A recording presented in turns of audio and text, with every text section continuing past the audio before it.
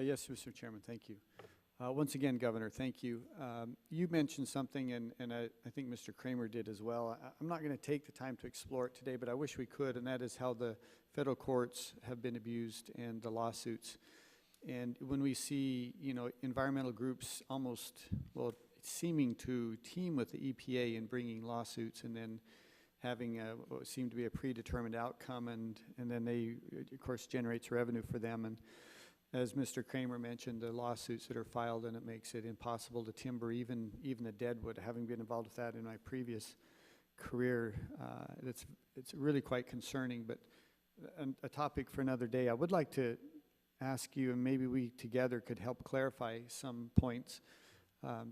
I know that throughout, really beginning in Utah, but throughout the West, there is this real mood and a real effort to transfer Public Lands Act, for example, of helping to allow the states to reclaim some of these lands that, you know, in any other state would be under state control, under private control.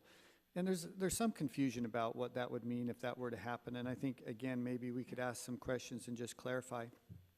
Is Utah trying to get control of the national parks and, or can say congressionally designated wilderness? Is that Utah's intention?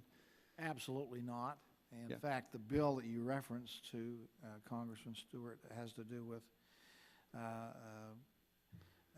a better management practice, but we in fact exclude all the national parks, the 33 wilderness areas, monuments, which we say should remain in the domain of the federal government.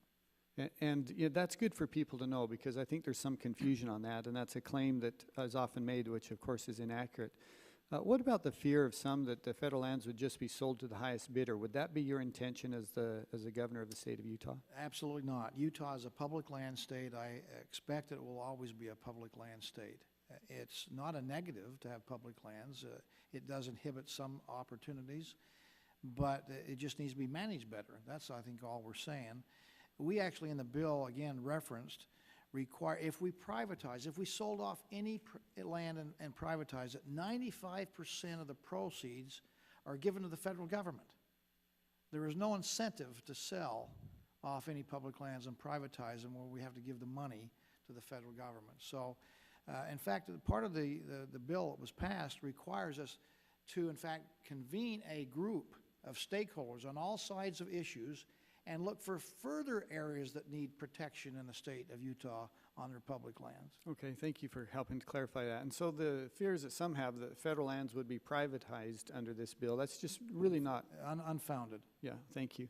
And then maybe the final concern, and this one is a little more depth to this, and that is some argue, and again, I think there's some merit to their argument, and that is, what if the state were to reclaim control over these lands? Do you have the financial resources? Do you have the bandwidth within your agencies? Do you have the expertise to manage these lands if the state were to be able to control them? Or is that something that's just beyond your capability of doing?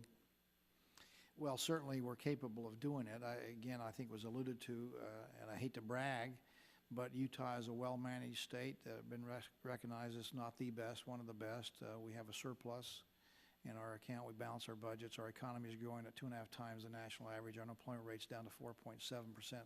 We know how to manage, and we're doing so in ways that, again, I think would be the envy of many states, and certainly would be a good example for here in Washington. That being said, the resources that come off the public lands, about $450 million a year. And the expense of being put into the resources in Utah are about $219 million a year. So with the additional $225 million, we would certainly have the money to do it. As well, I would argue that we're closer to the land. We have certainly the same motivation, interest in protecting it, part of our tourism and travel business. We would just spend the money more efficiently, more effectively, and get a better bang for the buck. We certainly can do it, and we would have the resources to do it if, in fact, those lands were returned to Utah for management.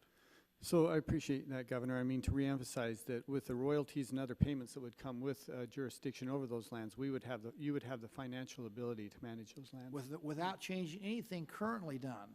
Now, with better management, I think we can improve the return on the investment there and have even more money to put back in the public lands.